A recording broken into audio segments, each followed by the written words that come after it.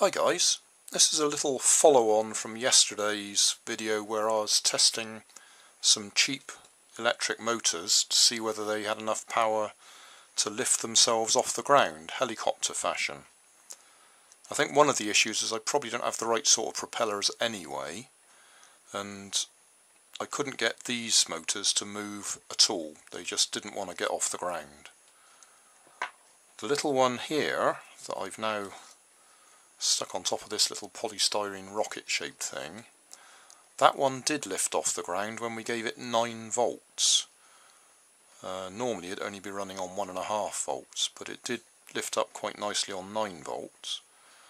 And I did just wonder whether it could lift up this supercapacitor.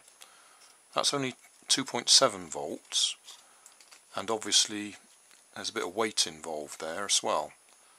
So I'll charge this one up and give it a try. I've got this propeller and I've got this propeller. I'll try it with the bigger one first, just see how it gets on. I've made this little stand just to hold it upright while the motor spins up. Charge the supercapacitor.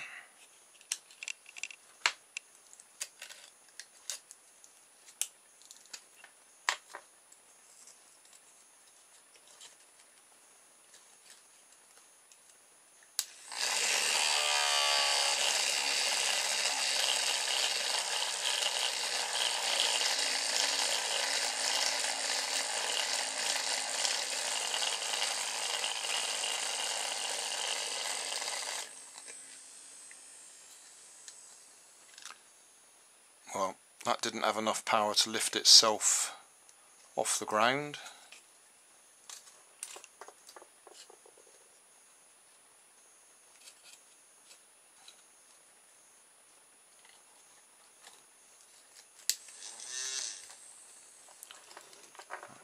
Charge it up again. Should do.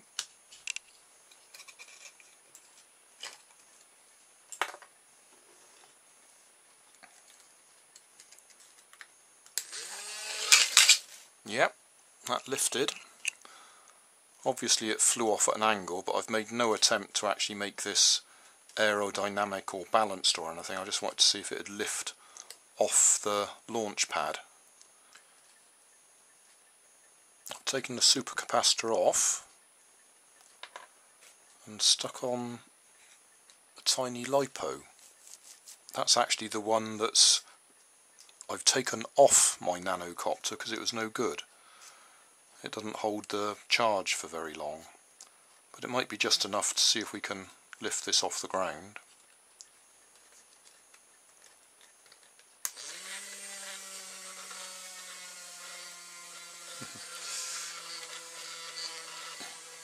It is actually off the ground, but it's not shooting up in the air. Stuck that bigger propeller back on it again just to see if that LiPo battery gives it enough power.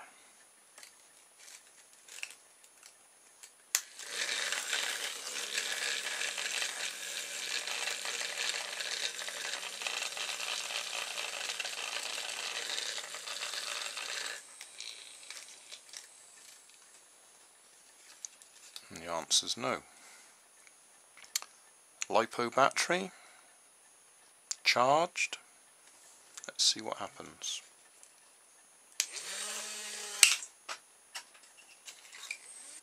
Summary time.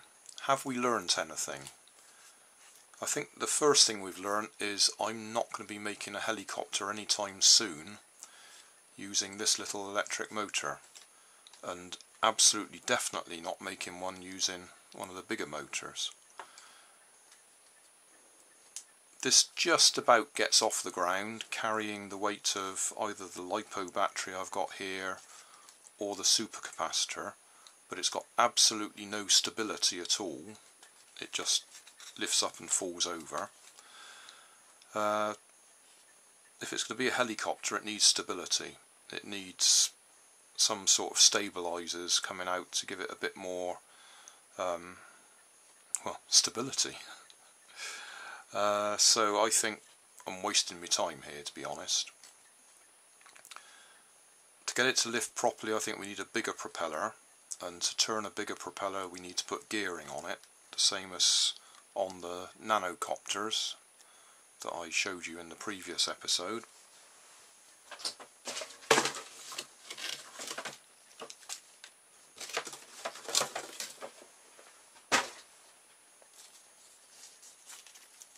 Because like I say, this one's got about the same size motor in it.